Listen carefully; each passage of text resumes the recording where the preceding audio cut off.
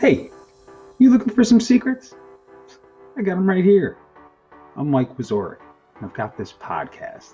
It's called Chicago Real Estate Secrets, and I'm going to share those secrets with you. I'm going to have the top producers and other real estate innovators in our area, and they're going to tell you everything you need to know how to make that money. So tune in every week and check it out. All right, so we have Miss Kim Alden with us here today with the Kim Alden Group with Baird and Warner out of Barrington, and super excited to have you on today, Kim. You're well decorated in the field. Anybody can search and find great reviews on you, great stories of success, and so I know that people are going to get a lot of information that they can use today. But first and foremost, I want those that may not happen to know you to know just a little bit about who Kim Alden is. So, who is Kim Alden? What drives you, and what's brought you to be a realtor? Because we all know nobody just becomes a realtor, right? So, how did you get into this crazy business? So I was in pharmaceutical skincare prior to this 15 years ago. I was getting divorced and someone said, hey, have you thought about real estate? Because the company I was working for at the time was going off and breaking off into some different ways, and my job was being eliminated. And I said, no, I hadn't thought about it. They're like, well, you can take a class. Hold on one second. Can you just come look at something? I need 1 minute. You're good. You're good. I'm being recorded on something. You gotta be flexible. It's COVID. At home, everything. This is why she's good.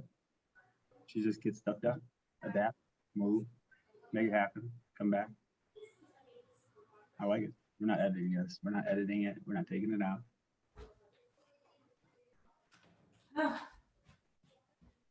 Sorry. You're good. Honestly, it's par for the course, and it's some of the stuff we'll be talking about. You never know what's going to happen right now with what we're dealing with. Right. My son is on my team. He's also here prepping for Thanksgiving, and we just had a problem with the commission statement. He's like, can you come and look at this really quick? So sorry. We're down to the wire because everyone's checking out in 15 minutes. So back to why I got into real estate. So someone said, have you thought about real estate? I think you'd be a great fit. You're really organized. And I said, no, I hadn't thought about it, but why not try it? So I took a 5-day course where they basically opened up your brain, inserted a phone book and said, go do it. And 2 weeks later, took my test, passed, interviewed with a couple of companies. I was getting divorced at the time and kind of did a couple other jobs along the way just until I got real estate going, and, sat open houses every Saturday, every Sunday, kind of built up my clientele. Within the first year, I was number 1 in my company for closed units. I've been there ever since. Just hard work. I was raised with a really good work ethic and taught, if you work hard, it pays off. My mentor at the time was, don't think about what they're buying, think about the person, think about the service that you can provide, and the rest will come. Don't ever over promise and under deliver. Under promise and over deliver is kind of like how I live, kind of what I do. People want to know no news is still news. And, 15 years later, I'm number 1 in Baird and Warner. I have a team of almost 15 people, and, it's just from, hard work, dedication. When your phone rings and you're like, oh God, I really don't want to deal with that, picking up that phone and dealing with it, because I'd rather deal with it at the time. A lot of people tell me that I'm the easiest person to get a hold of, just because I always have my phone with me. Real estate is a business that goes 24/7. And again, everyone has to have boundaries and everyone has to work within those boundaries, but people want an answer. They want it now. And if they don't get it now, they're going to call someone else. One of the trainers that I work with now, he always kind of jokes around. It's like, it's not you. It's not the lead. It's you. What did you do to let that person walk away? So it's having that. And I think you're born with it. You're born with that drive to do well. Like didn't drive to be number 1. I'm driven to do a good job for my clients, and the status just happens to come with it. Yeah. One of the things my manager always tells me is, for a top producing agent, I'll always stop and help someone else, because I was new. I needed help with my first contract, needed help with how do I word this? How do I do this? So I always try to take the time to do that with new agents in the office too.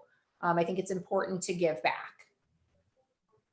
Just on that piece alone, I mean, the most successful people in the world are some of the most kind people in the world, and they will stop. I mean, there's stories of whoever you want to take, but Keanu Reeves, right? Like, he's noted many times to be on public transportation, giving his seat up or helping somebody because he understands how it works, you know, and you don't Right. know who you're helping. You don't know, and that's not why you're doing it, but it's like, and you don't know where that travels with that person, who they help Right. next. Right. You don't ever know what's going on in somebody's day, and Yeah. a simple smile, a simple pay it forward through Starbucks can change somebody's life. And, you know, I had to, you know, start my life over again at, you know, 47 when my divorce was final. And, you know, my kids look at me today and go, oh my God, look at what you built. Like, it's unbelievable that you did this. And yes, there's been a lot of 110-hour work weeks. Yeah. But But that statement from them, you're like, oh, like, I'll do it again. 1 second. Taking it off.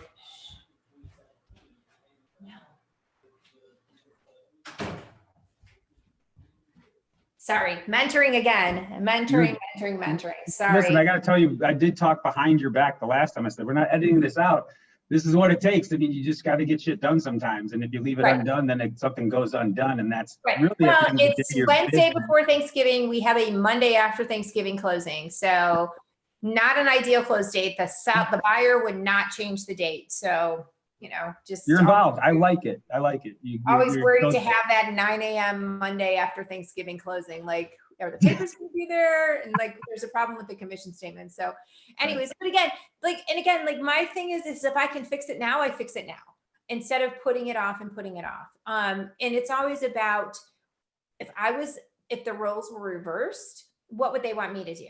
Yeah. You know, how would I want to be treated? You know, it's a service industry and people forget that. It's still a sales job. You still have to sell the house. You have to hold their hand and walk them through the process. This is somebody's biggest purchase in most cases, and they just want you to be involved. They want you to be there. Yeah. The attorney I work with works a lot like I do. She says, I never want someone to lose a night's sleep because I couldn't answer a question for them. And it's the same thing. And I think all the vendors that I work with have the same work philosophy. Yes, we all have to have a life at some point, but we also have to care for our clients, because if we don't, someone else will. Yeah, that care supports this life you want to live. And so it's work life.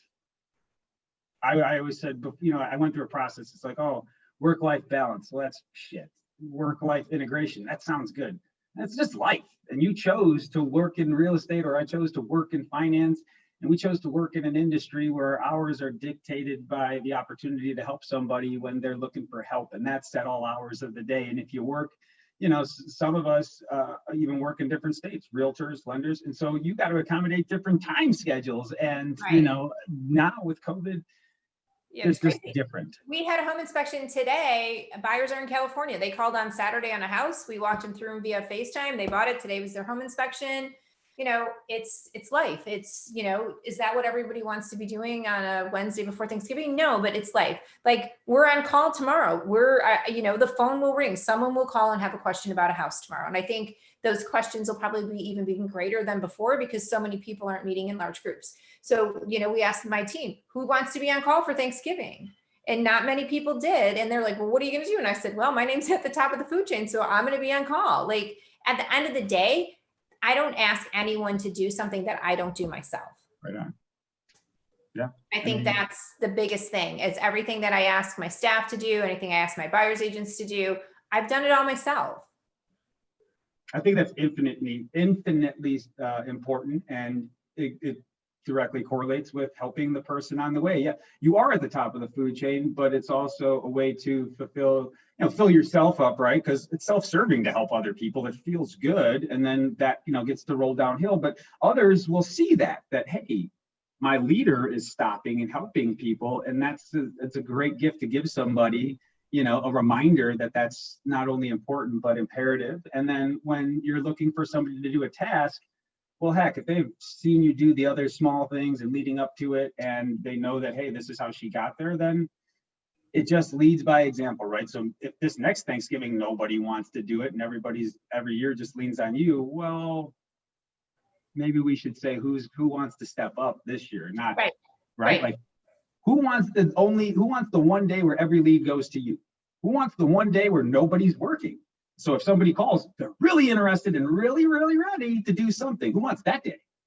Come on, guys. Like, right. I mean, well, and everybody has different mindsets and everybody has different goals. And being the team leader, I have to understand that everyone is not going to have my drive. And that's probably the hardest thing for me, is that they're not going to all want to take that extra step. And that's okay. I just, as their leader, I need to know who is willing to do what and place them in the positions that they need to be placed in. Now that's powerful. Now, a lot of people can't ever get to that point, but it's one of the biggest points. And so, yeah, anybody who's coached or anybody that has an accountability partner, anybody who knows that they aren't the smartest person in the world and sometimes they just need to bounce ideas off of somebody, has been told that, but some people just can't grab onto it. Like, no one will ever be you. They can't be you, and that's why you are you in the position you are. And maybe they're better than you in some areas, but we can't identify that unless we figure out what is and what isn't important, what they like doing, what they're good at doing, what makes them money, what makes them tick. Because then we start to get all of the ability from them, and they get to see that you're there for them in support of them, and inherently you both thrive together. So I think that relationship correlates back over to the to the client too. Yeah. Oh, absolutely. Absolutely. Right? Because when there's a difficult phone call, they're like, I don't want to make this. Can you make this call with me? And I'm happy to. Again, at the end of the day, my name's at the top of the food chain. So I'm happy to make those difficult calls. You know, my job is to make sure that every single client that we have is satisfied. And that's why we're thrilled with all the wonderful reviews we have. That's why we're involved in, you know, all the things. We have a weekly update where I catch up on what everyone's doing. My assistant, one more interruption.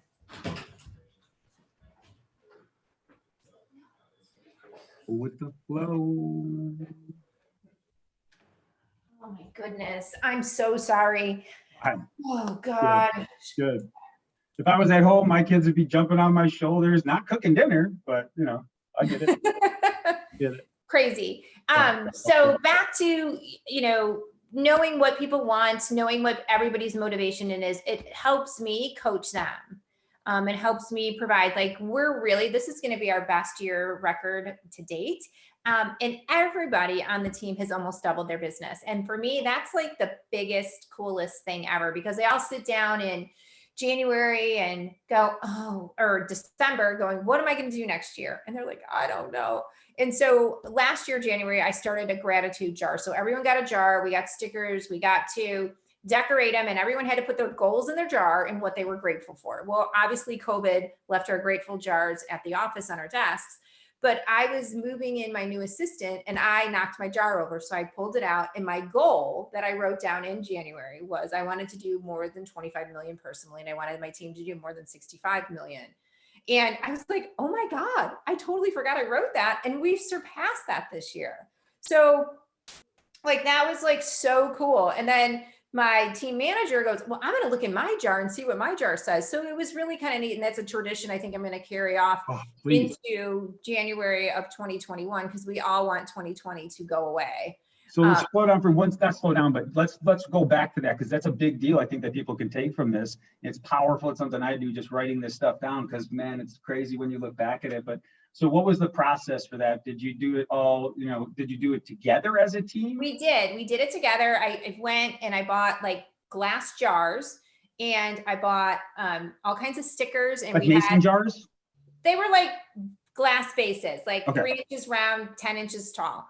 And so we had a label made for everyone, and this is what we're grateful for today. And then we did stickers so everyone could put like maybe their vision board on their grateful jar, or, things they like to do. And then we had paper made, which, what are my goals? What am I grateful for? What do I want to aim for? What do I want to sell the house for and buy new for my family, or whatever that is. And so we did all of that. And so every week we had to put something in until we all got taken back. So, and locked out of our office. But it's something though, like for me, I look back and I'm like, oh my God, like I met my goal. I didn't even know that that was my goal. I forgot. And it had a lot of things I was grateful for in the beginning of the year, like how we hit January 2nd running and like we had 4 sales. So it just makes you go back and go, wow, this is powerful thing. So, we're going to do it again, and hopefully we'll be able to be a little bit more together. And if not, we'll do it on Zoom. Yeah.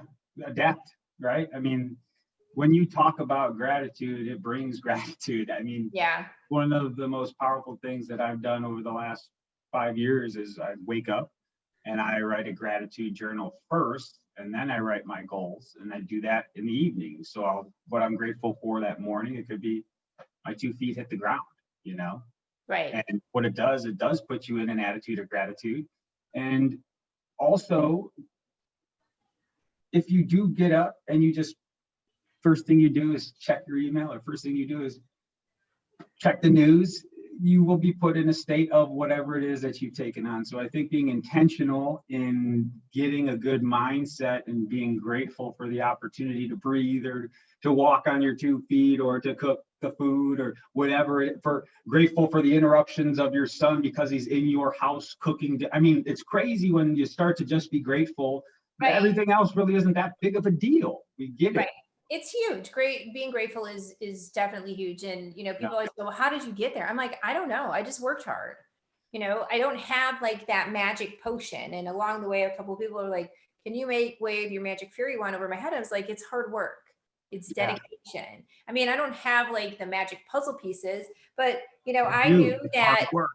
Right. It's hard work. And this isn't an easy job. And it's, difficult conversations. And I think for my first 3 years, I did, 4 open houses a weekend. Last year, we were talking about open houses, and you got to have so many opportunities to get so many appointments, to get so many deals. And we track how many open houses everyone does and how many broker tours they go to. I'm a big numbers person because I like to be able to go back and look at it. Last year, 2019, I did 63 open houses as the team lead. Ran 63. I'm in a spot in my career. I should probably, people are like, you do open houses? And I was like, yeah, I do, because my clients want them. And it's an opportunity for me to meet the nosy neighbors. It's an opportunity for people to see my name. It's an opportunity to have my billboard out on the street for 2 hours on a Saturday or Sunday. Right. Oh, and I like it. Yeah. There's days I'm like, oh. Well, but it's like anything. But you know what? You do it for the client because that's what they expect of you. And that's what you sit down when you're in their kitchen table, giving your presentation, you want to talk about what you're going to do for them. And some people are super big open house people and some people aren't. But I started my career from open houses. That's how I built my business, because they knew that I did something different. And even to today, when we meet our buyers and our sellers, we put a real presentation together. We're not walking in and handing a black and white MLS sheet and go, oh, here, it took 10 seconds for you. We want them to have an experience. We want to raise the bar and we want to do more. When we go to the home inspection, we bring a tape measure for them. Here's a tape measure for you. Measure where your furniture is going to be. Yeah. It's all about the experience that they're going to get. And they're going to remember how we made them feel. You cared for them. I mean, it's silly, but just the extra little things. You mentioned the Starbucks card. I've sent out Starbucks cards and people have responded like, oh my God, I couldn't have needed it more when I got it. I forgot my wallet. I was with the kids.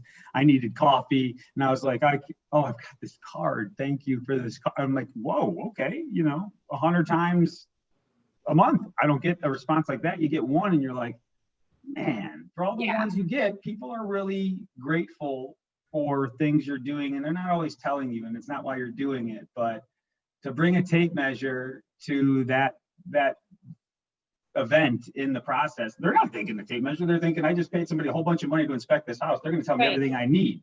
Right. Well, and it's like, where do you want to put your couch, and where are you going to put this, and what are you going to do? And it's just about walking them through the process. I mean, I'm a big systems girl. We talked about my taskmaster list so that nothing gets left behind. It's organization, systems. And like, I'm really happy. We're a little slow right now. I should say we're a little slow. We just listed 19 houses. I was just saying a little slow. You mean you just caught up or something? But like for now, like we're tweaking our systems for 2021 because we want everyone to have the same experience walking through the Kim Alden team. And even though all but 2 agents are brand new on my team, it's giving them the systems. But hold on, I'm going to be interrupted one last time.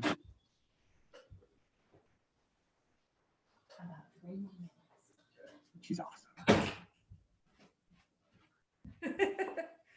You're good. Oh gosh. Good. So it's just having the system so that everyone gets the same experience. Because I don't want someone to meet and go, oh, I used the Kim Alden team, and then but they did this, and they're like, wait, I never got that. Like I want everything to be consistent. Because again, I look at fair housing rules and all that. So like we treat everyone the same. Everybody's castle is a different size. And that's where I get into, I have a newer agent and she's like, oh, I'm only going to make this. And I said, do not ever look at what your paycheck's going to be. Look at what you make at the end of the year. Because if you stop and you think about what I'm going to make per transaction, you start to treat people differently. And that goes against everything that a realtor thinks about. And I said, I don't look at what my paycheck's going to be. I look at what did I make at the end of the year? I'm working 7 days a week. So every check spends the same, whether it's a rental or it's, a little house, a big house. And I said, we all had those $300,000 houses that we've worked, 84,000 hours on. And then we get that one where we show one house and they buy it and it's seamless. Like it all comes out in the wash. Mm-hmm. And I always try to stress that, saying, don't get hung up in the small stuff. You get hung up in that, it's going to change your attitude. It's going to change how you treat people. So it's all about, looking at doing that. And again, I got a lot of my knowledge and skill from the mentors that I've used and the coaches that I've been. You and I had a great conversation the other day about just, staff. It's about sharing with people who are in the same situation as you and learn from what their mistakes are and what are their successes and what works for them and what doesn't work for them. We were on a call for something and they were talking about competition. A little bit of competition is really good when you have a team, because it's like, okay, who's going to be competitive, who's not, and just offer up, even if it's a gift card to dinner, which no one can go out to dinner right now, but they can save it, just to get them to strive to get that one extra deal. Yeah. So it's about trying to motivate people. I always like to bring in books about, how to stand out from the crowd is one of my favorite books. And I always talk about that. When you're going to go on an appointment, look like you're there to represent them for their largest purchase. Don't show up in jeans and a ponytail. Like, look the part. Because even though some people don't think that, I know when my kids were buying their first home, some of the treatment they got, they're like, oh, they're just going to use me because it's Kim's daughter. And, people were not treating them with the respect that they should have been treated as first-time home buyers in every instance. And that really bothered her. She's like, this is my biggest purchase. Like, I don't want a text like, hey, you. I really want like the formal email. I want the formal communication. It taught me a lot about my vendors and how my vendors were. And it taught me a lot about how people want to be treated. Yeah. Even though they're young and they're tech savvy and their main mode of communication is that, they still wanted to feel the importance of a first-time home buyer. So I always ask, how do you want to be communicated? How do you want me to reach out to you? Do you want emails? Do you want text messages? Do you prefer phone calls? What method works for you? Yeah. Does somebody else take care of this? I like to actually talk to people in negotiations. I don't like to text during the negotiations. I think a lot gets lost in a text message or misinterpreted in a text message. Almost always. And again, like, it's somebody's biggest purchase. So do you want to just go, abbreviations in a text message and a little emoji? Probably not. So it's just I always think about how would I want to be treated in this, and I learn from how my clients and what they give me for feedback on how they appreciate that I'm there, I'm knowledgeable, I have resources for them. And, I take that to heart, because I don't give out a resource of somebody that I haven't used in my own home, because I've had some bad experiences and they come back and they get you. I just put it in a bowl. I got to come over and try the Thanksgiving dinner now. So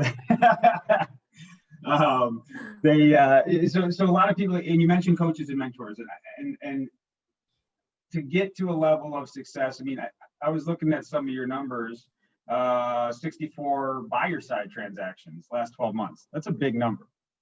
Yeah, and I don't, that's probably not accurate. That's probably more. We're at 188 transactions this year. So list side, sell side, whatever. Let's say it's 80. Hold on. This is so embarrassing. Yes, that's You're good. You're good. How big of a bitch your daughter's gonna be with the cranberry sausage and good?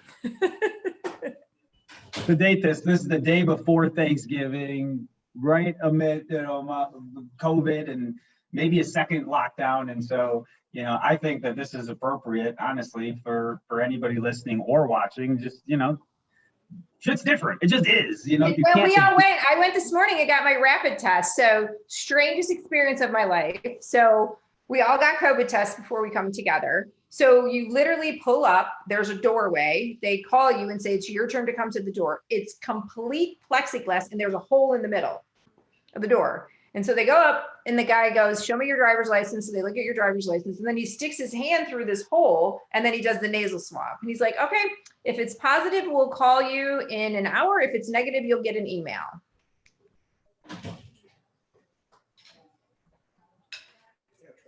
I can't, I'm on a podcast. Please.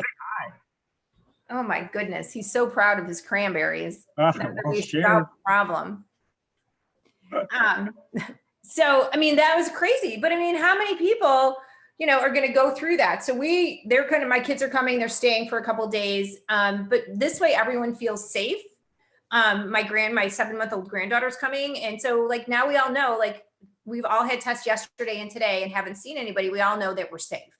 We don't have COVID today. And so everyone feels really good about being able to do that. We're not getting together with our big family because it's just too many people coming from too many different directions.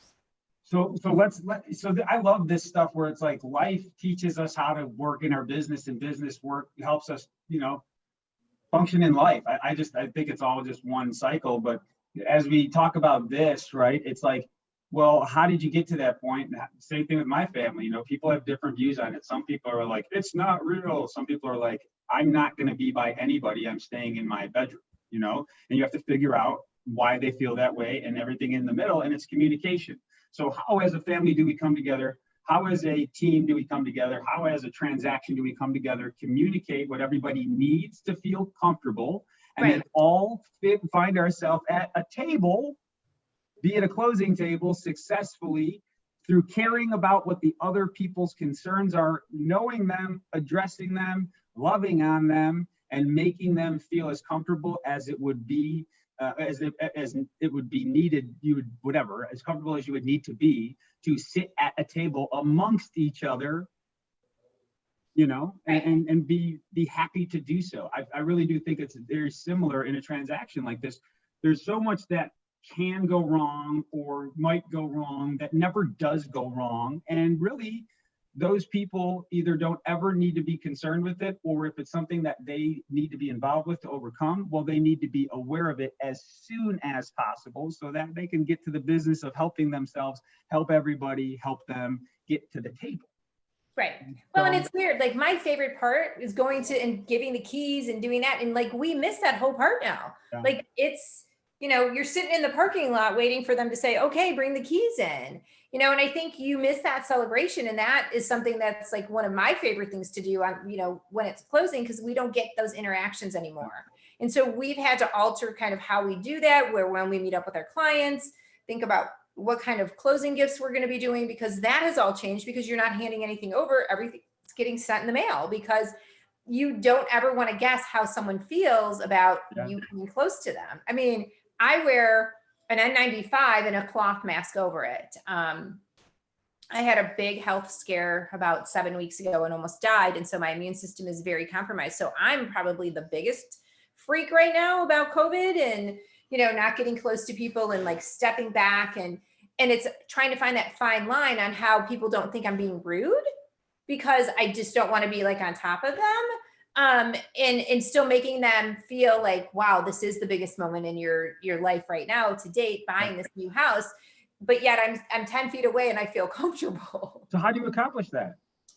You kind of tell people like, look, I am a little paranoid. My immune system is weak. So don't be offended that I'm a little further away. I am still here. I'm going to be in my car.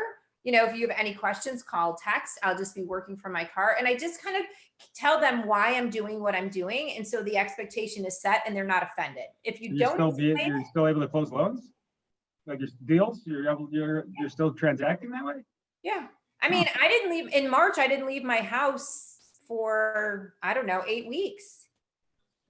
And we still did deals. We did virtual listing presentations, virtual walkthroughs. We sold 22 homes via FaceTime during the first 2 months of COVID.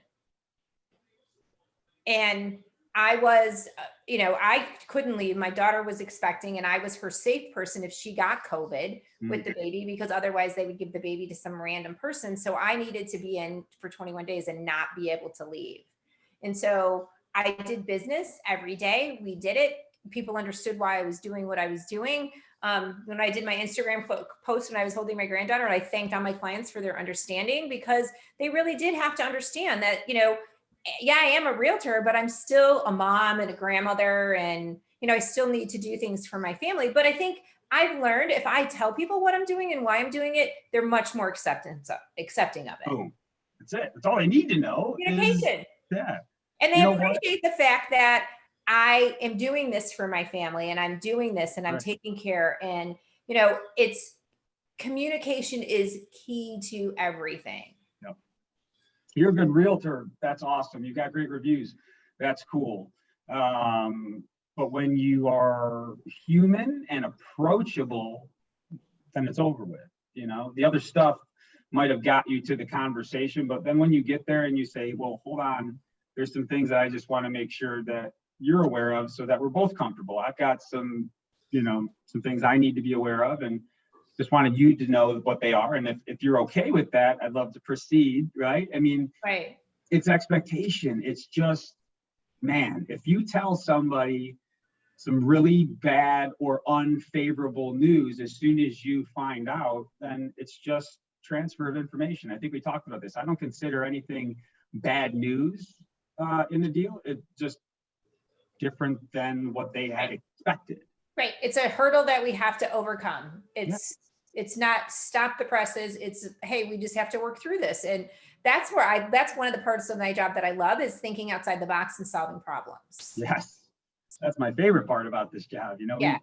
You've said a couple of things in this, and I don't want people to get confused. So if you're listening to this and you have a big team and you're doing a lot of business, and you don't have something that's systematized, you don't have a process in place, then it's like super duper imperative that you get to it, or you get somebody to get to it while you're still getting more business. But if you are just starting in this, I would urge you, and Kim, you can let me know if you agree or not. I wouldn't suggest that you start with the systems and all that stuff first, because systems don't dictate action, but action will dictate the need for systems. So you really need enough information to worry about, getting systems. So I think your power, and I'm going to ask you what you think your superpower is, or why you are successful. And it's really the common denominator in anybody I talk to about this. There isn't a secret sauce, or there isn't the magic fairy dust. I think it's the innate ability and understanding that you just got to do the next thing. If it's not what you want to do, it's even more of a powerful indication that it's exactly what you need to do. Right. You have to be willing to go the whole mile, because there are things in my job I don't like to do. And a lot of my team members don't want to make those tough calls. Let's make it together. Like, let's get on. I'll be your support buddy. You have to see it through to the end. You can't skimp along the way, because if you skimp, they're going to know that you skimped. Right. And it's, I put my heart and soul into my business, and I'm asked by not even people in the industry, like, how did you build this business? Like, we see your face everywhere. Like, and I said, hard work. And I care about my clients. And I think my clients know that I care about them. It's not, yes, it is a transaction, but it's still a relationship. It's still making sure that they are comfortable every step of the way. It's explaining, it's the communication. They can tell what my dedication is. They can tell how hard I've worked. I have more times thank you so much for your hard work. I really appreciate everything you've done. You've kept me in the loop. You know, I'll say it again, no news is still news, and people don't want to pick up the phone when it's slow and there's no showings. You know what? It's still news, and you can share with people going, you know, you haven't had any showings, but there's reports that we can look at. Neither has anyone else. You're not alone in this. And it helps them feel a little bit better about the fact of that they do feel better because they are not alone. But if you leave them hanging, they're like, what's wrong with my house? Why am I getting any showings? But you know, right now there's so many reports that we can pull and be able to give them information. All the consumer wants is data. Yep. You know, give me the data that's going to affect me, and it's going to make me feel good about what I'm doing with my transaction. And there's so many self-serving pieces to that too, which when you really give a shit about people, then you understand. That's the way I always say, like, the difference is we give a shit. I mean, we just really, really do care. We care about ourselves and our time. We care about them and their time. So when a phone call comes in and you don't pick it up, you've just created less time for yourself, because that person is instantly thinking, if there was a concern, that now it's real. They've just legitimized their own fictitious concern, because most people are just like, they're not questioning you. They're like, am I doing everything that I need to do? You know, like, you need anything from me? And if you're not responding, you're like, well, I need something from you. You know, you're never there. It's like, well, wait a minute. I just didn't call you back. Well, oh, yeah, you didn't call him back. Pick up the phone, have somebody available to pick up the phone if you're not, you know, like there's just not an excuse for not being able to care for those people that you said you could take care of. Well, and it goes from you not answering the phone to them panicking, to them like now fearful, and it just escalates with each thing.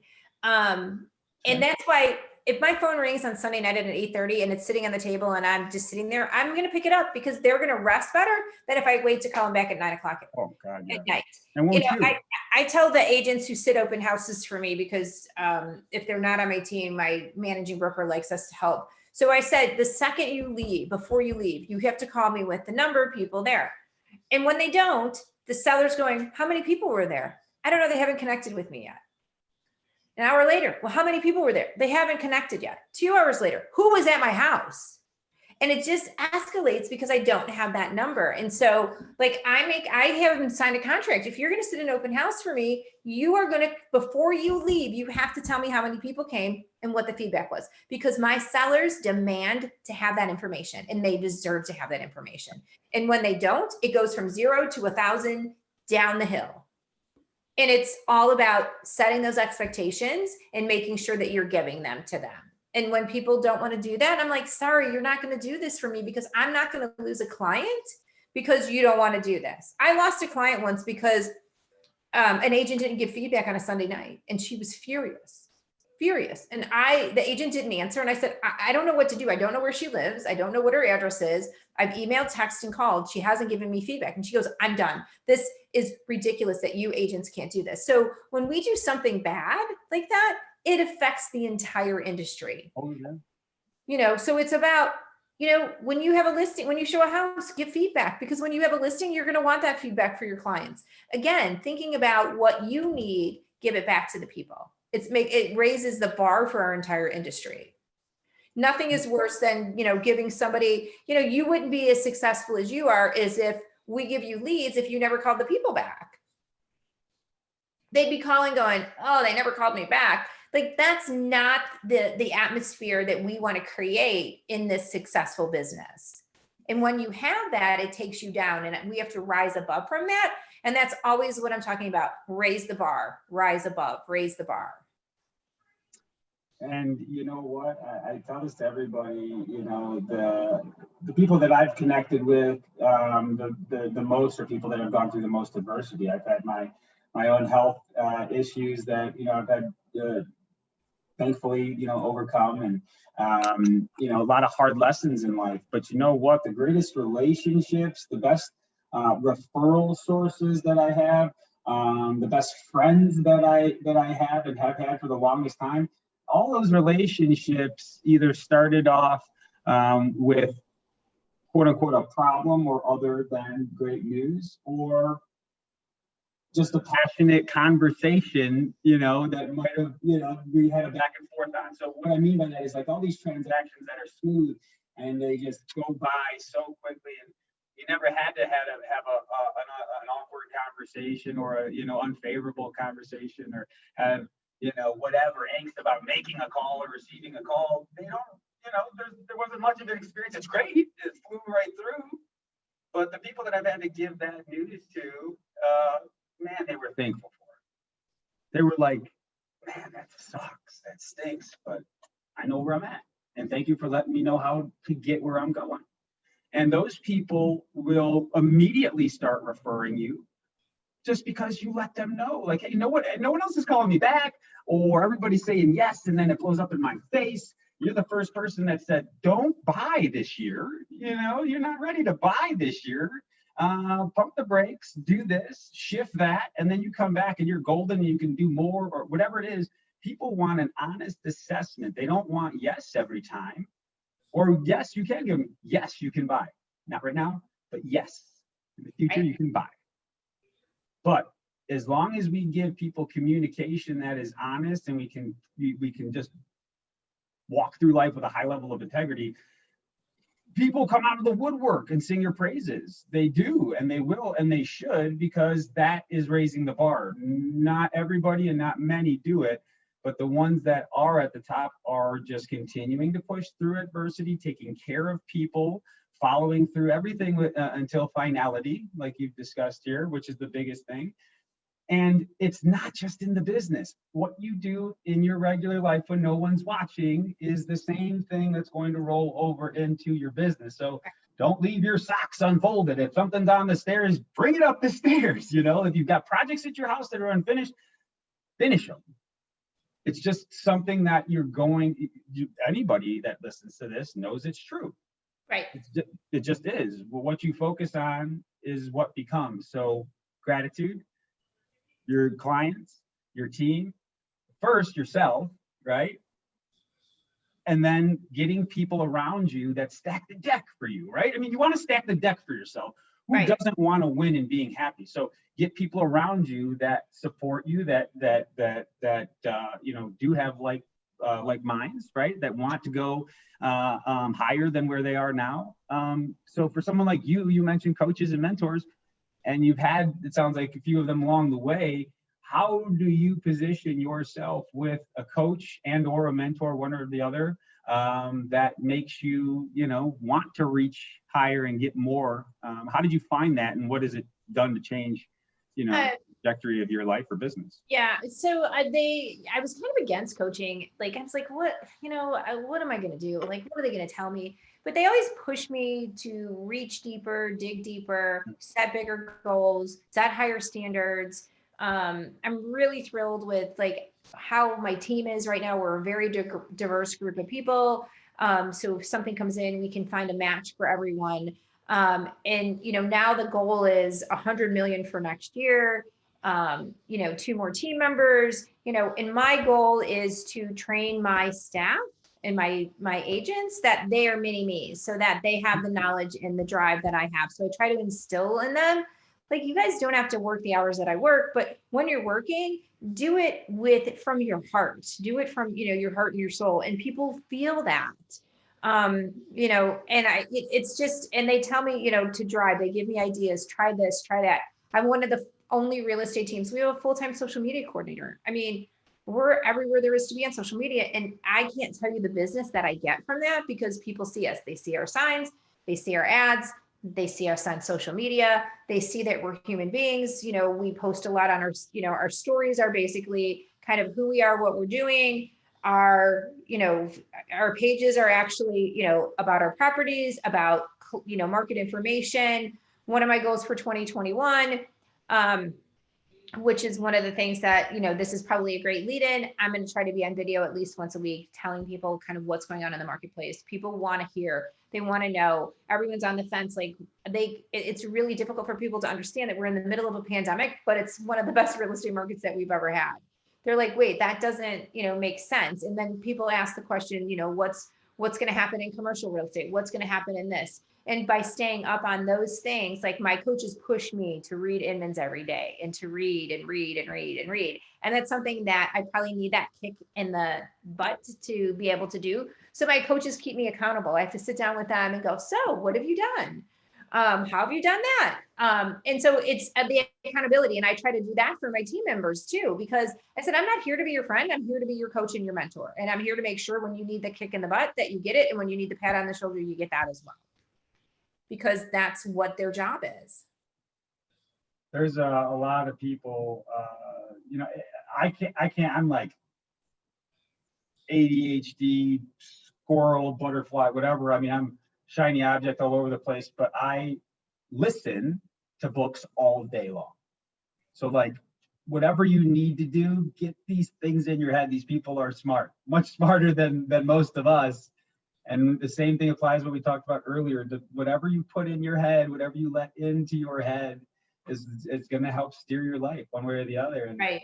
That's why I like getting up so early in the morning before anybody else is up, before the world's up, because it's only what I plug into my head is what's going to drive me. So I think it's important for anybody listening, something that I know you guys do, and something that's helped me change my business is don't be shy to tell people that you need their business, that you are grateful for their business, right. And that you're grateful to be able to do what you love to provide for your family. And without people like them, you wouldn't be able to provide for your family, and thank them and let them know that anybody else that wants that type of service, you would be grateful for the opportunity to help them too.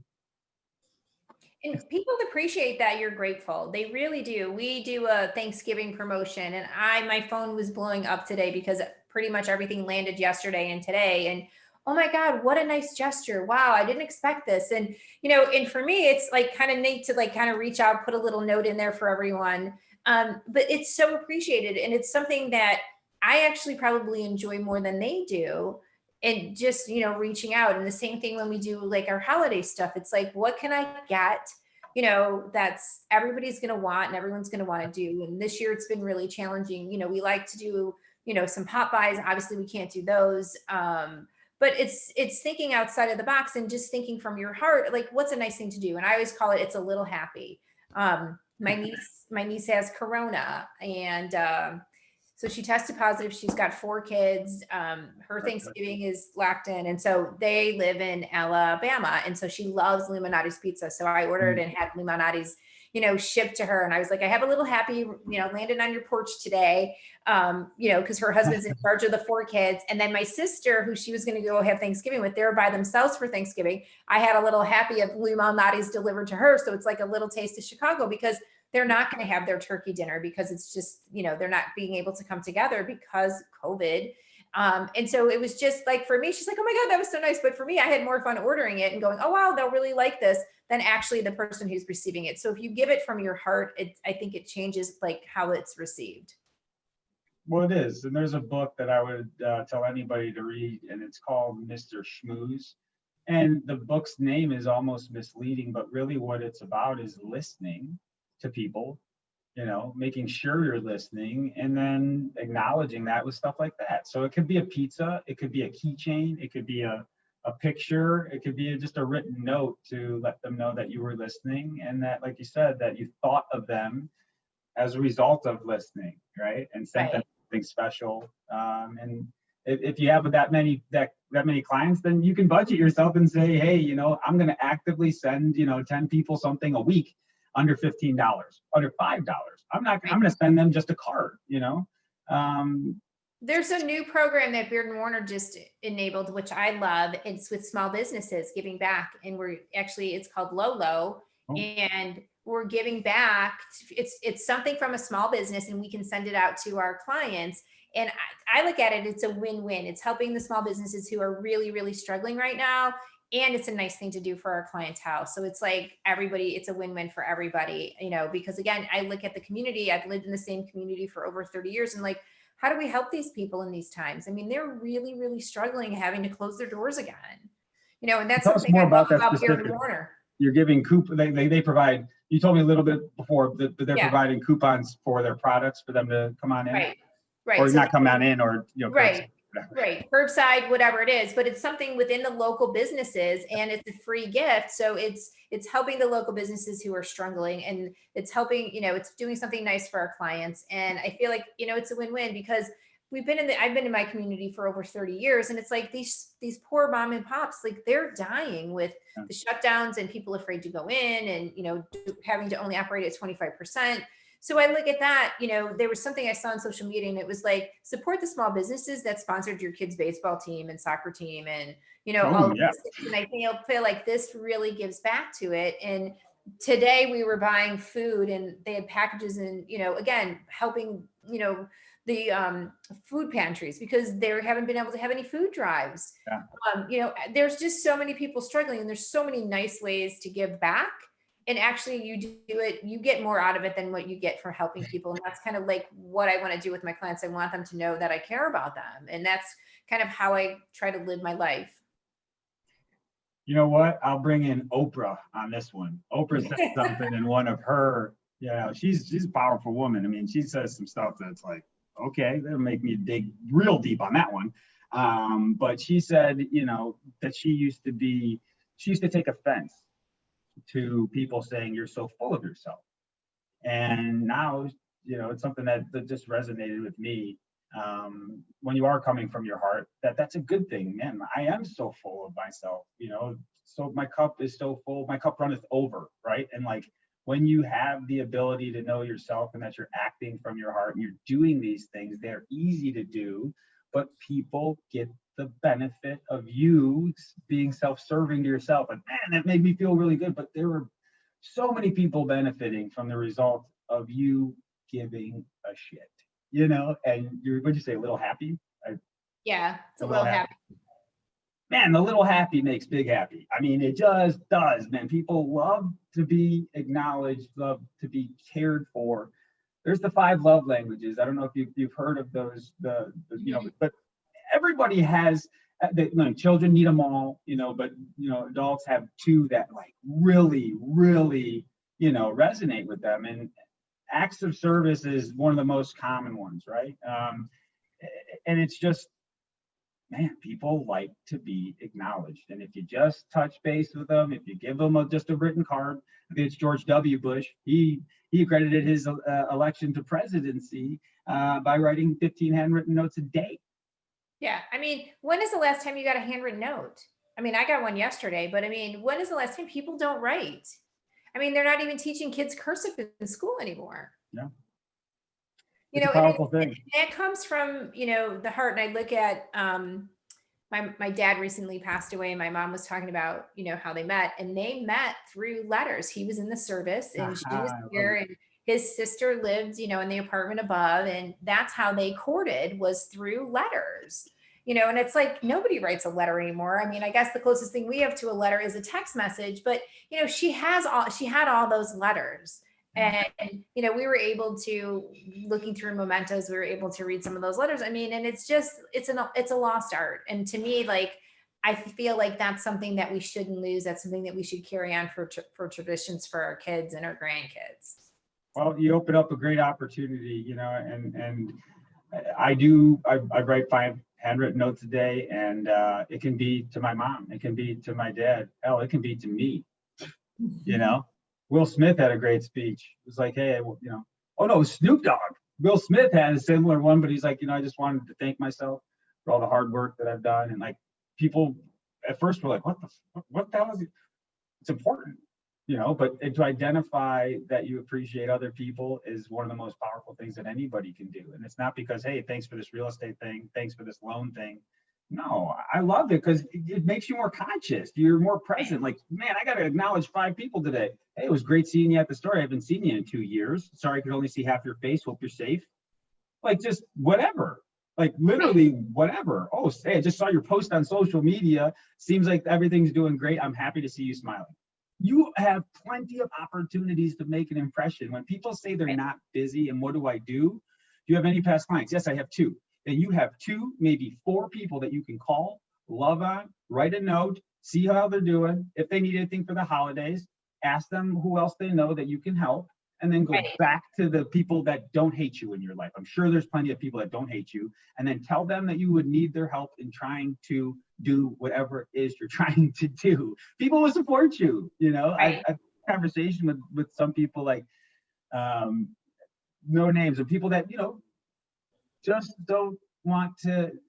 Social media is a good place to explain this. Everyone likes to portray this perfect image, right?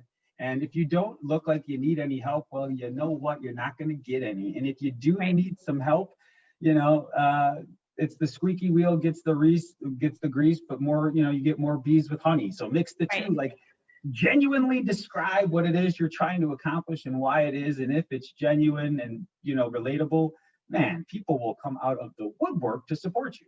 Right. Well, and even, walking in the neighborhood, people are like, oh, I saw this yellow house. What's the price? Can you tell me what my house is worth? I mean, there's so many ways that you can provide a service for someone without really trying to, provide a service. People, I have a new agent and she's like, what should I do in my neighborhood? I want to let people know. And I said, well, when you send out your welcome card, say, would you like a free CMA of your home?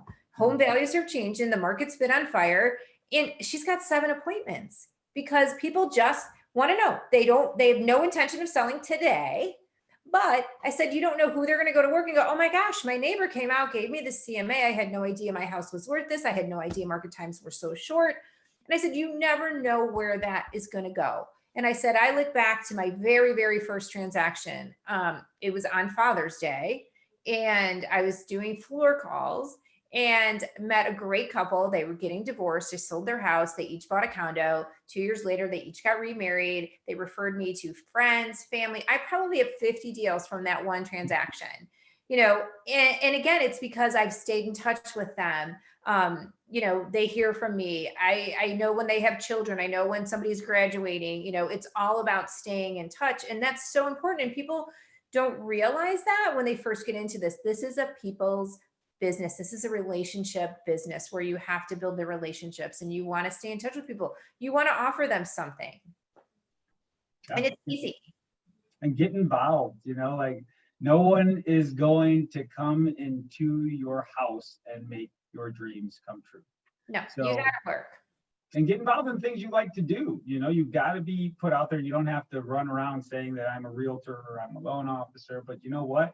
When you're doing stuff that you love, you're out there smiling and you're doing this and that, people will ask you, what the hell are you on? What are you doing? And I have my little name tag, if you wear your name tag to the grocery store, you can guarantee the person's going to go, so how's the real estate market?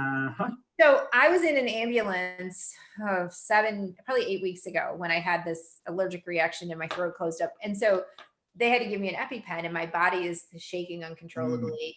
And I have oxygen on. And the guy goes, wait a minute, you're that realtor that's in the magazine. Come on. Goes, how's the market? You're like, victory. I was like, okay, I can't talk. Yeah. But I mean, he recognized me, from that. And it was kind of funny. And then they got me to the hospital and they had given me some medication and I was able to speak. And he was like, I'm sorry, I probably shouldn't ask you about how the market. I said, actually, it made me kind of laugh that, that's what it was, but it's funny. And I told my team that I said, it's kind of funny. I'm like, here I am. I'm like, my throat's shutting up. They're rushing me to the hospital so they can intubate me. And the guy's going, so how's the real estate market? And I said, because he can help himself because of the brand that I built. I said, but even if you wear your name tag, people are going to ask you, how's the market? It's a great time to start a conversation and let people know what you do. As silly as a name tag sounds, people can put deals together on it. Kim, that's an old school trick, making a comeback right there, just like letters, man. I'm telling you, I know only a few other realtors, and they are really good realtors, bring that up. They go, listen, I don't start the conversations. I just wear the pin. I just wear the name tag. And I tell people, I got water bottles, I don't know, 2 years ago, and basically it says, let's talk real estate. I said, carry that everywhere you go. Let's talk real estate. We have t-shirts that say, let's talk real estate on the back. I said, now nobody goes to the gym, but I'm like, wear that to the gym. Let people know. They can ask you a question. You don't have to look for it. Carry that thing around. There's stickers you can put on the back of your laptop when you're sitting in Starbucks working. I mean, there's a million ways. If you don't want to reach out or you don't have a sphere, there's ways to get people to start talking to you about real estate. And it's all about thinking outside of the box, going back to doing a little bit of old school stuff, But all of my agents that wear their tags, their name tags, every week, they're like, oh my God, like 5 people stopped me and asked me about like real estate. I said, it works. So you just have to work it. Do everything that works, and keep doing it. And like you said, do it to finality. So if you're a realtor, that means freaking forever. Where do you wear it? Yes. Yeah. I mean, I've worked really hard for 15 years to build my brand. And, it's all about building my brand. And obviously, if I'm like, my throat's closing, I have oxygen masks on, I'm shaking uncontrollably, they still recognize me as a realtor. I think I've done a pretty good job of building my brand. I love it. That's kind of a funny thing to think about, but that's what you're doing. You're building your brand and you're building your reputation about the brand behind it. And, that's why we like to, go above and beyond, and make that difference. And when we're taking buyers out or when we're working with sellers, we want to let them know that this is better than a black and white piece of paper, that it's something more. I never do listing documents in black and white. I always do them in color. I always do them on thicker paper, if they're going to sign in person, because it's an important document. And people notice that every single person goes, oh, this is nice paper. And I was like, well, it's your sale of your house. It should be on nice paper. So like little things like matter. And I think a lot of times people don't think that little things matter, but if you do a lot of little things, people notice. Yeah, consistently. Consistently. You can't just show up with some glitz and glamour once and be like, see?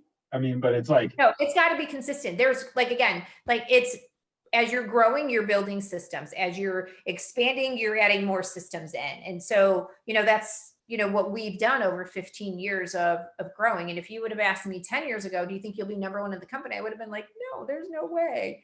And now here I am, and probably one of the first people in a long time to be number 1 that's not a city agent or a North Shore agent, because the pricing of the houses are so much more.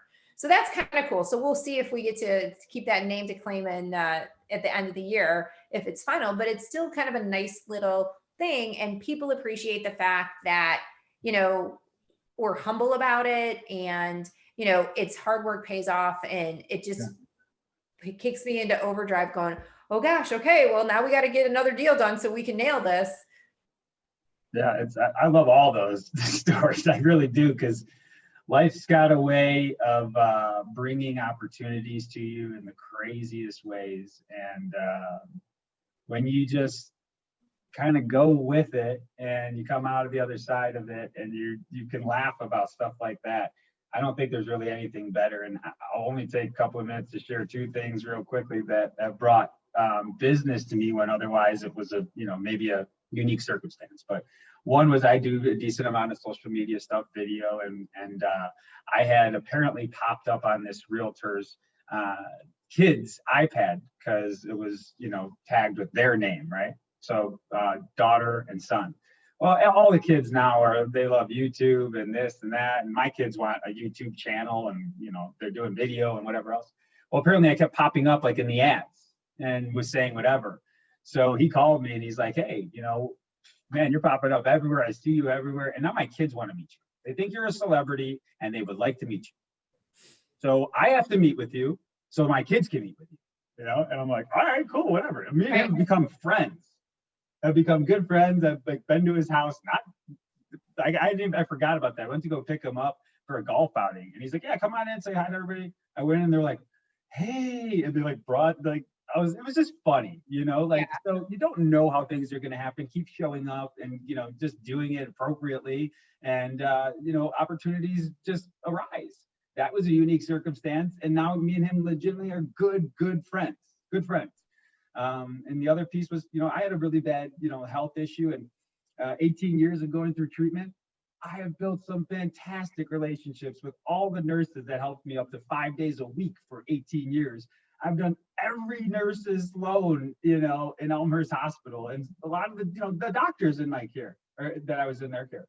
The surgeons that finally did my surgery, I've done some of their loans, Yeah. And it's like, why?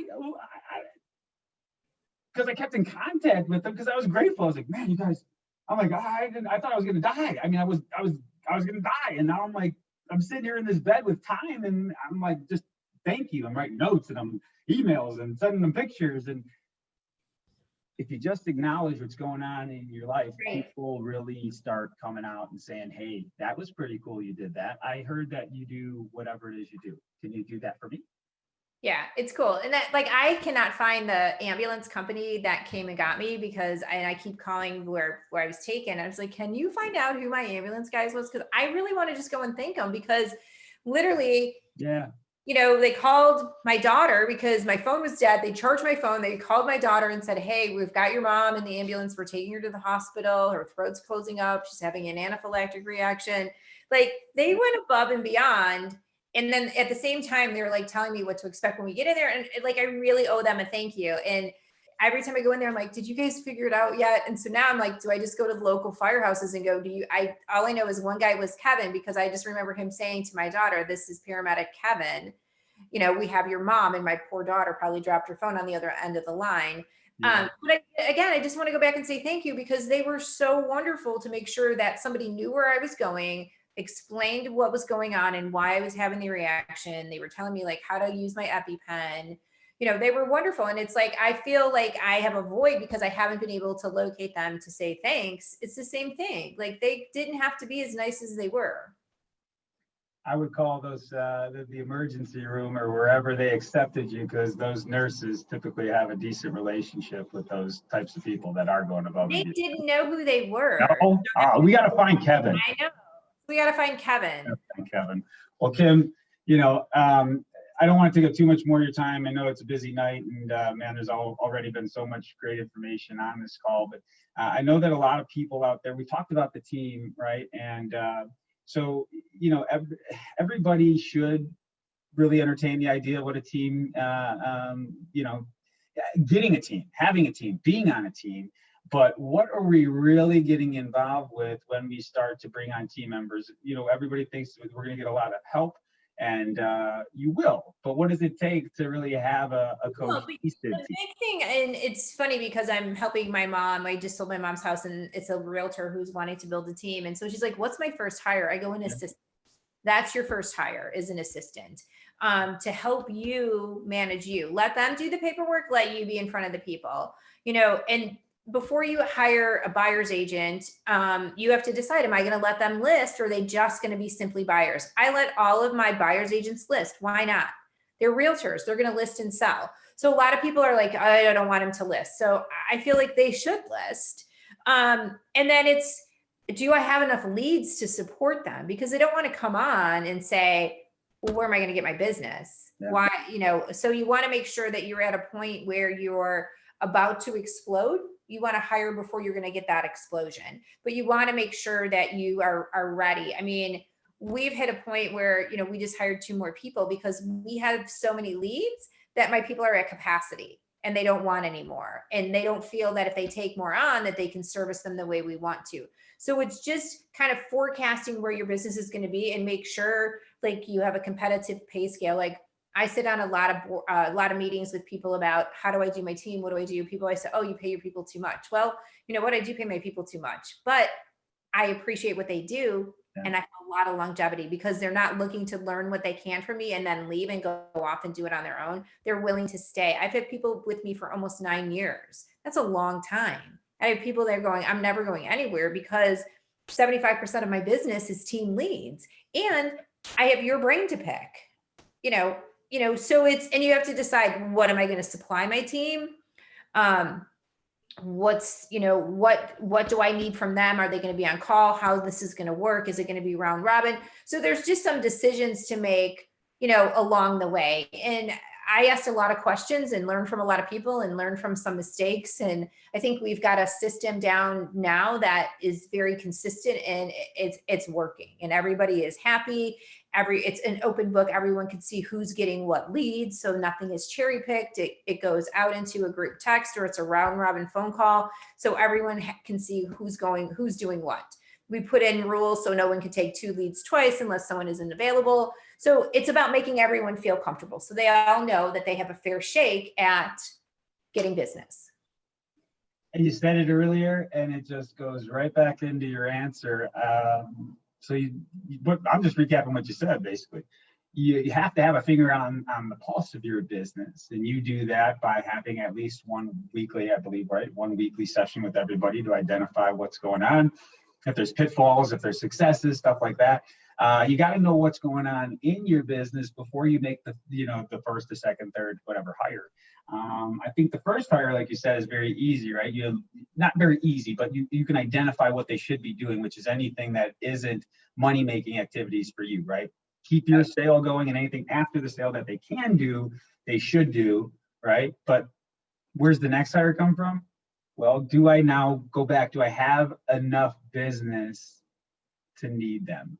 And because you want them to succeed, right? And when they succeed, then the building becomes quicker. Right. Once you have another person, a successful person, you don't really have to recruit. Now, it starts happening for you. I mean, good people know good people. Yeah. And so the first hire is the most important, but everyone after that is the most important too, right? Right. Yeah. So, And, I actually had a training session with Tom Ferry. A lot of people know Tom Ferry, and he was funny. We were talking about next hires. And he's like, walk me through what, the logistics are of your team. And he's like, transaction coordinator. And I said, I have a team manager who does that. And I have my assistant. I said, because I feel like if we give it to a third person, something more is going to be lost. Yeah. So he's pushing me really hard to think about a transaction coordinator. And at this point, I don't know that we need one. We might at some point, but that's what he thinks is my next hire, is a transaction coordinator who basically takes it from contract to close. But you got the big things coming. You might want to listen to Mr. Tom. My fear is that it gets a little cold, and like people don't. I know Tom is like, you want that transaction coordinator to do that. So right now, the team manager and my assistant are doing that position, but he said that's one position I really need to think about.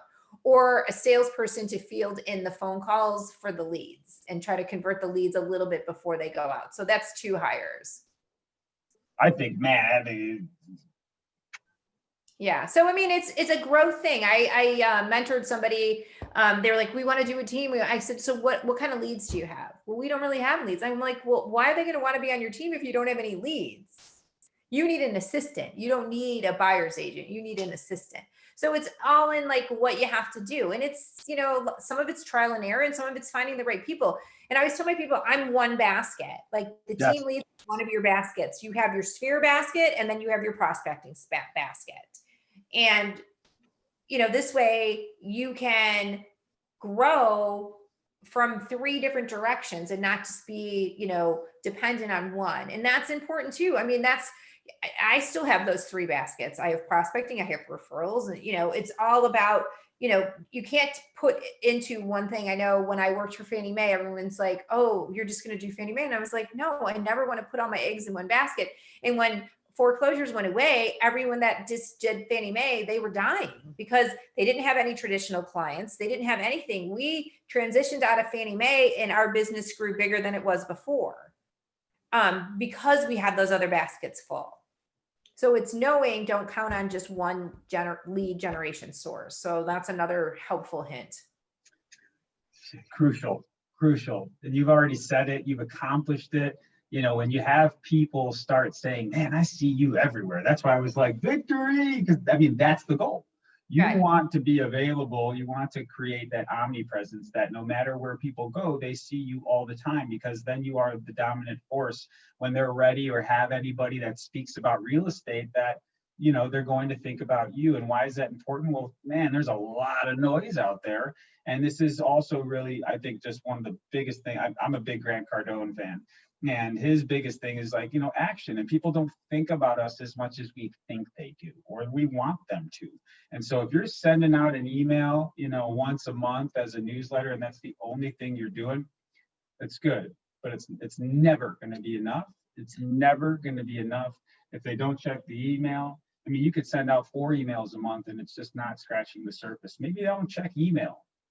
Well, right. And somebody had asked me, like, I haven't talked to them in 2 years. What I say? Pick up the phone. Oh my God, it's been a long time since I talked to you. How are you? How are you managing through this pandemic? Like, just pick up the phone.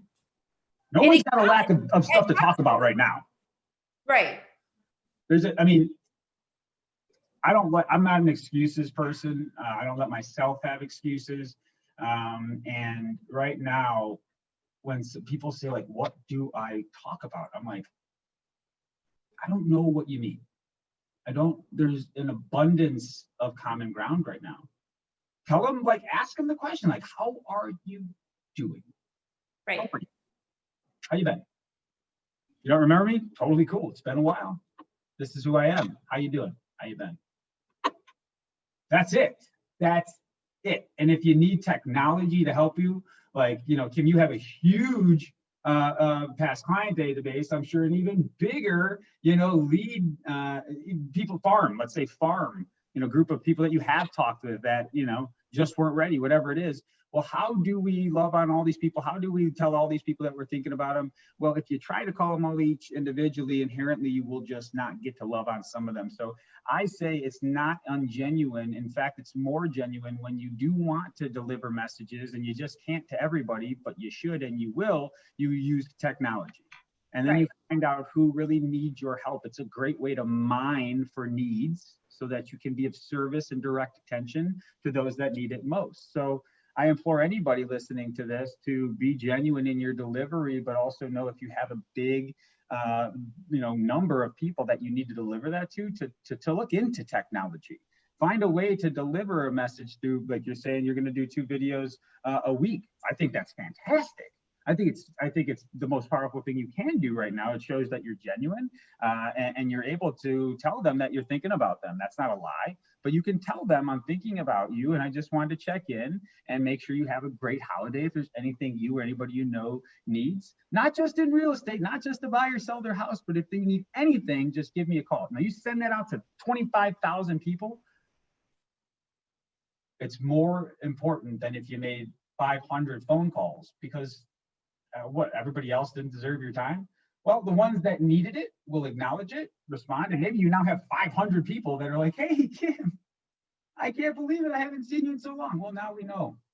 Take 500 and now spread that out to your team.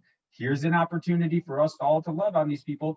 Kim really doesn't have time to call all of them, but you call and say, Kim wanted me to make sure that, we had a conversation with you. It's very important to her, but she's only one person and she's got this going on. No one's going to say, no, I only want to talk to Kim. But, opportunity is available. It's the calculation is offers minus no's equals the opportunity. More offers minus whatever amount of no's, opportunity.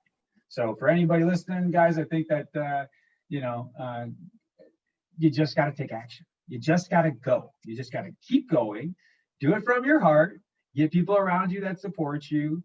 Get people around you that want better than where they're at today and that, want to do the right thing by people, and it will happen. It will happen. Just keep doing it. And if you see problems, run to them, solve them, and people will become your cheerleaders as a result. They just will. Don't avoid your phone. It's ringing with opportunity. I mean, it really is. It really is. Anything else you want to add about you or the team, or if people want to have more, insight into your business, or maybe have a call with you about starting a team or a mentorship or anything, how do they get in touch with you? They can give me a call. I'm happy to help people. Again, I wouldn't be where I am today if someone didn't help me. So I am all about giving back. They can call me, email me, set up a time. Sometimes I run a minute or two late, not intentionally, but most of the time, if it's on my calendar, I get it done. So you can reach out. I'm happy to help. Like I said, I feel it's important for me to give back, because if I 100% would not be here if people didn't help me along the way and give me ideas and go, hey, have you thought about this? Hey, have you, dig deeper here. Make sure when you're doing your hire, you do this. Make sure that, you're doing this. And again, it's taking it all in and deciding, what am I comfortable with? Here's 10 things. I like 8 of them. I'm not going to do these 2 things because they don't feel real. Like, I'm never going to door knock. Like, for me, they're like, oh, go door knock. And I'm like, there's no way. I would never door knock. Like, that would make me so uncomfortable. But it doesn't mean that it's not going to work for other people. But again, I looked at that and I tell people, like, look, one of the things you can do is you can door knock. I can't do it, but you can do that. So it's about that relationship and helping people, because we're all in this together. And if I can give someone something, a little bit of knowledge that's going to help them, kudos to them and kudos to me. You know, I think it's all about giving back. You and I've talked about this many times. Yeah, I think you are a powerful woman and realtor because you know who you are. You know what's appropriate for you and what's not. You're willing to say, not for me. Maybe for you, but not for me. And I think that's important, that we know who we are. And once we are able to project that level of confidence in who we are, the people that we should be doing business with will come out and celebrate and have fun with us through the transactions. And some people we're just not meant to work with, and they'll get out of the way. And that's okay, because there's somebody that can really serve them too. So I think just being us helps our teams and helps our clients and helps our partners in the transaction, and just helps the whole you know, we talked about this before, the industry. It helps the industry. There's a bad stigma, and we have a really good opportunity, especially right. You know, but in COVID, we have a really good opportunity to be, you know, what we already are. I mean, we are the people that help stimulate the biggest part of our economy, and you know, it's not a light task. There's a lot going on, and all we got to do along the way is let people know, hey, we got your back. Right. That's it. We're in I there. do need to run. My house guest just arrived. Awesome. So this has been great. Thank you so much for having me on your podcast. I really appreciate it. And if anyone has any questions, they can, you know, reach out to me directly. I'm happy to answer them for you. All right, Kim. Well, thank you for coming on, and I look forward to your 2 videos a week. Thanks. You got it. We'll talk to you soon. Bye. Bye.